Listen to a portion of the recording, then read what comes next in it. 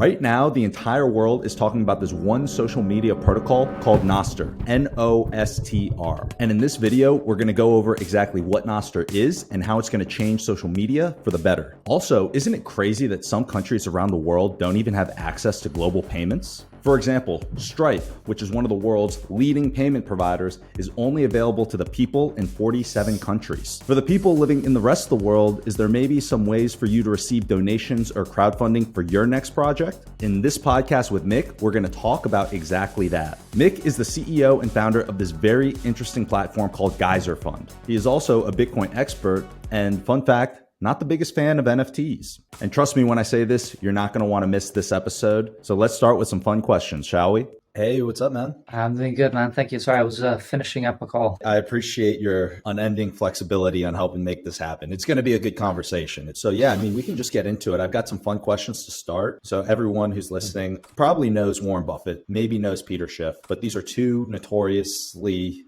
anti-Bitcoin people out there. So my question to you is, who do you think changes their mind on Bitcoin first? Peter Schiff or Warren Buffett? It's a tough one, right? Because Peter Schiff is much more aligned philosophically, right, to the hard money.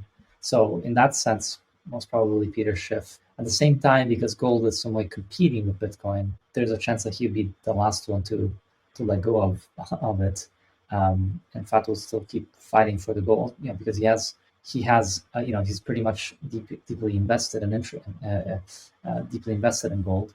Warren Buffett is too old to repent and reevaluate his entire life versus Bitcoin. So I don't think he'll ever understand Bitcoin. Peter Schiff is most likely to at least appreciate Bitcoin as an alternative. Yeah, Peter has so many things right. He just doesn't believe in Bitcoin, which is so unfortunate because I feel like he's got so much of the puzzle complete. He gets it. He will be a Bitcoiner pretty easy, but he's got his gold stuck really deep in his pockets. The interests aren't aligned for him to understand and jump in the Bitcoin ship.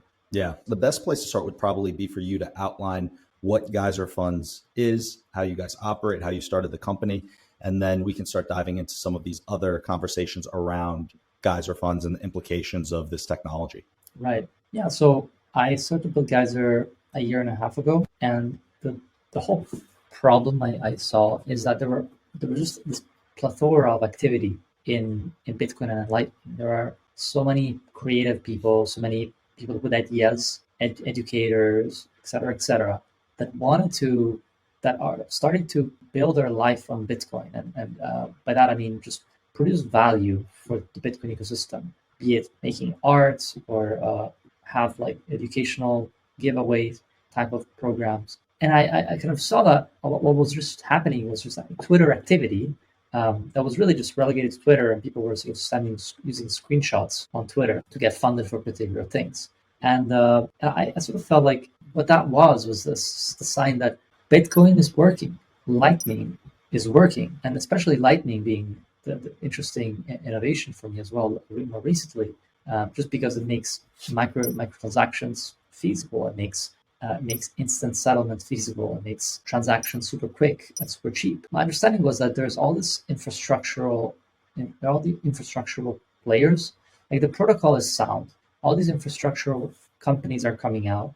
Voltage, BTC server, Breeze, and now what really was needed is the application layer of Bitcoin, right? So Bitcoin companies that use Bitcoin to enable these different types of experiences. And so we see that, for example, with Fountain, building podcasting where you can podcasters while you're listening and earn as well using Lightning. You see that with gaming. You have Thunder Games that you can earn small amounts of Lightning, Bitcoin and Lightning for playing games. And this is where I thought, okay, I think really what we need here is a crowdfunding platform, simple crowdfunding platform where people can donate or donate for a perk or a reward, a bit like Kickstarter. And so there we went. We created a very, very simple prototype with one project on it, which was a conference in Nigeria, a Bitcoin conference in Nigeria. And we launched it, and it received over $2,000 in less than a week. And we're like, holy shit, Bitcoiners are actually giving away their Bitcoin towards the initiative all around the world to spread Bitcoin education. I was like, This is completely different from what I had expected. The whole hodling idea. Yeah, and that was a key insight. Yes, Bitcoiners do want to spend some of their Bitcoin, especially if it's on Lightning, because it's just so much more easy to use. It's so much more joyful to use. I've often said, spending Bitcoin is painful. Spending Sats is joyful because it's just such an incredible user experience to just send instantly. You don't have to wait through that. Like, has it arrived? Has it not arrived? It's incredible. And so we began looking at, okay, why don't people use existing crowdfunding platform, right? Well, it turns out that if you're in Nigeria, if you're in Africa, in Asia, in South America, you cannot use traditional crowdfunding. You cannot use Kickstarter, Indiegogo, GoFundMe, because they all use these main financial plumbing like Stripe, or PayPal that only work in like 30 countries. If you're in Nigeria, you cannot create a project. You can send money, but you cannot create a project and receive money. And that's crazy. That's crazy. So forward to where we are now at Geyser, we've been live now for a year, but only open as an open platform for like 5 months. And we have had over 350 projects from all over the world, 50% of which were created in Africa, Asia, and South America, right? So these are projects that would not have been possible with traditional crowdfunding because Bitcoin is borderless, Lightning is borderless. We too take those properties and people can create projects from anywhere in the world. We are, a simple crowdfunding platform that is non-custodial. So we don't take any custody of the funds. You set up a project directly via Lightning address. You just plug in your Lightning address and we stream the sats that you receive straight to your Lightning address. If people fund you via on-chain, we submarine swap it, so you receive it on Lightning. So it's Lightning native, it's non-custodial. Yeah, so it's beautiful. I've got a lot of thoughts on this, and I'm really excited to dive into this with you because I'm curious what type of models you guys are currently executing and what type of models you see potentially moving forward within this platform that you've built. Yeah, so right now the model is donation-based. You're just giving away funds that you're not going to ever get back. You're just giving money towards people that are doing valuable things in Bitcoin, right? So we have Bitcoin movies, right? People that are doing films around Bitcoin, and you can donate some sats towards them. You can donate towards your favorite artists. You can also buy things. It's like they have their own store on Geyser, and you can just purchase things with Bitcoin. So we have the Kickstarter model in the sense, but we are going to be executing in the next quarter the all or nothing model. So that's where you give money, but if the goal is not reached, the money goes back to you. You've got a really interesting technology at your fingertips, and it's one of the no-brainers, I believe, within what needs to be built on Bitcoin is just leveraging these channels, leveraging the Lightning Network. I don't see Bitcoin base layer being the medium of exchange for transactions in the future. And I don't think very many people truly believe that.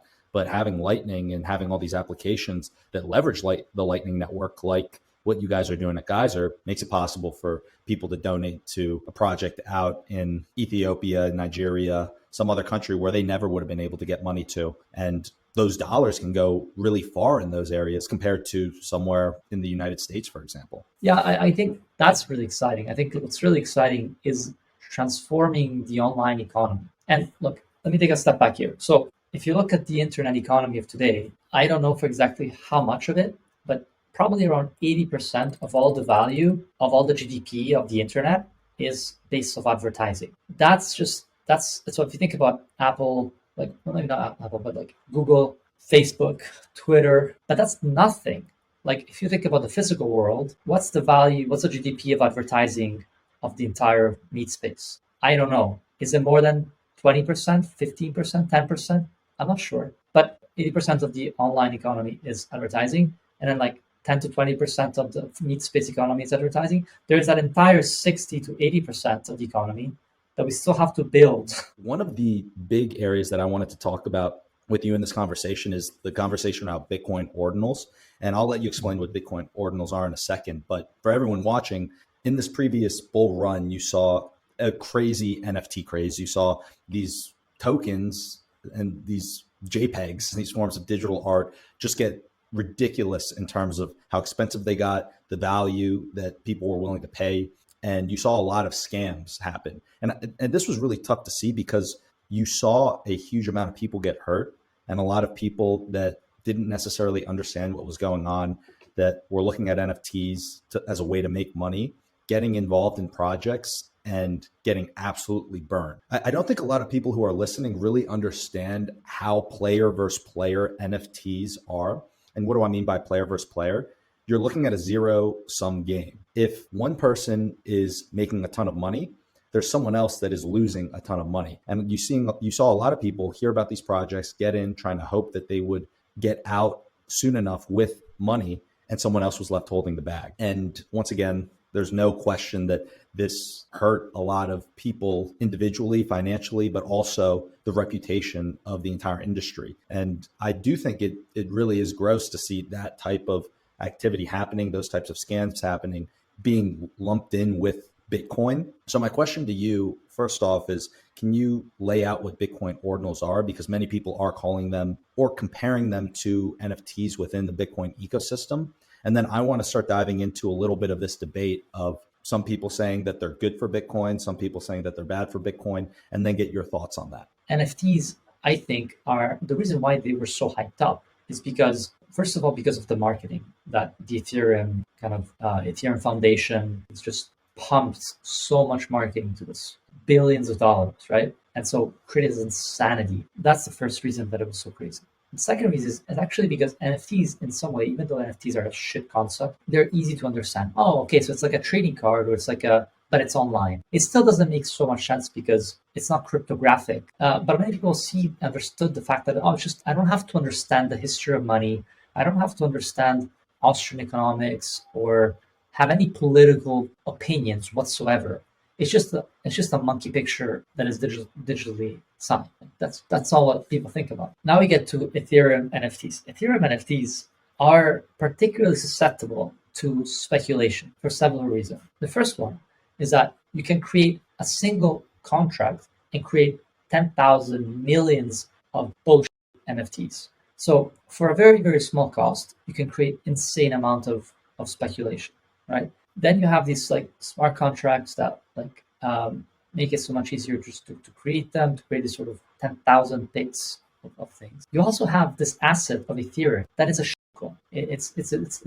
There's no value, there's no inherent value in it whatsoever. There's also a lot of pumping that happens from these big players that want to pump their own NFTs or cryptos because Ethereum itself doesn't have value. And this is why Bitcoin is so much more interesting. I want to talk with you about NOSTR. So for everyone listening, do you think that you could outline, as if you're talking to a 5-year-old, what NOSTR is, and then we can start diving into some of the meaty details of it? Yeah, I think NOSTR is really, really exciting, and people have put it in many different ways. One useful way that I've seen it is basically it's a new way of broadcasting information. It's a new way of publishing content, and it does so by deconstructing the way that online platforms work today, which is using the server client model in a centralized way. So in every social media platform, you have a server that stores the data, and then you have the client that receives the data and sees it, the back end and the front end. Well, Nostr basically deconstructs that in a way that you have many possible servers and many possible clients. And actually, it's probably also really important to mention that the reason why Nostr was created in the first place, it was created by Fiat Jaff in an attempt to basically solve the problem of censorship online. Seeing what's going on with Twitter, seeing what's going on with Facebook and LinkedIn and etc. Just all these social media platforms that are in control of the servers and the information, the data of the users. Users on every platform are servants. They don't own their data. They don't control what gets said, what they say. They don't own it. And so Fiat Jaff created a system that allows a user to really own that content by owning. Basically, it's the same concept of owning as Bitcoin, basically being able to sign a cryptographically secured message using public-private key encryption. So you have a public key that everyone sees and sends messages to, and you have a private key that allows you to send messages and broadcast messages, right? And when you broadcast messages, those messages can go not just to one server, say Twitter, but it's a bit like sending a message to several different servers called relays. So there are many relays, and there are many clients. So any client is basically a platform that can connect to these different relays and showcase the interface of the data. So you have now, I don't even know how many, probably in the 20s, different clients that read data coming in from these different relays servers. And so what you end up with is this new ecosystem, this new way of interfacing with data online. So incredibly powerful. It's incredibly interesting. My quick thoughts on this, because I'm still learning a lot about it, but I think there are a couple things that stand out about NOSTR, to me at least. One is, in today's climate, how important a tool like this becomes, just being able to have censorship-free social media, to say it super, super simply, where you can post in one place and then have it being posted to all these different platforms. That's just such a foreign idea to me, where you post something on Facebook and it's showing up on Twitter, it's showing up on Instagram, it's showing up on all these other platforms. The other thing that stands out to me about NOSTR is that it's growing so quickly, and it's still in a stage where it's very, very early. And I think that's the power of open source technology. When you have an open source technology, the rate of innovation is so fast. If you want to innovate on one of these existing platforms, the number of people that can actually be part of that innovation process are so small. And there are all these roadblocks that they have to go to, versus an open protocol like NOSTR. All of a sudden, anyone in the entire world, if they've got a great idea, a great feature, a great application, they can go and they can just build it. They don't need to go and ask for permission to publish it to the world. And I just think that concept across history wins. Open source technology beats non-open source technology. And I think that you're seeing that happen in real time in the very, very early stages with NOSTR. So if you're a user of Twitter, if you're a user of any of these platforms, you can be deplatformed. And we've seen this a lot. We've seen very, very powerful. We've seen a sitting president get deplatformed. And whether you like someone or not, I think that that's a very powerful tool, that it can be good in the right hands. It could be bad in the wrong hands. NOSTR is one of these platform protocols, not even platforms. NOSTR is one of these protocols that allows people to opt out of that type of a system. And it's really interesting, at least for me personally, because I wasn't in Bitcoin super, super early. If you're in there during the early days versus just hearing a story, I feel like it's a very different thing. And right now, it just feels like the very, very early days of the NOSTR protocol. And it's going to be really interesting to see how it picks up, really. Yeah, absolutely. NOSTR, I think, is really exciting. And can't wait to discover more. We can grow. I think last time I checked, we were at 800,000 users. I wonder when we're going to break 1 million. You read my mind there. I was going to ask how many users were on there, because it only came out how many months ago? It's very new. No, it's been 2 years. It's been 2 years. Oh, really?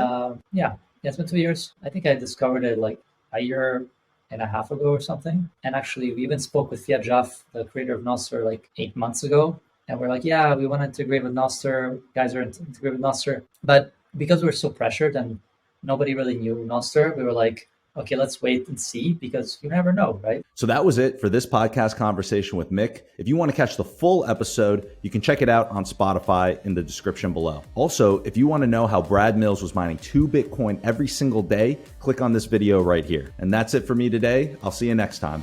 Inflation is transitory.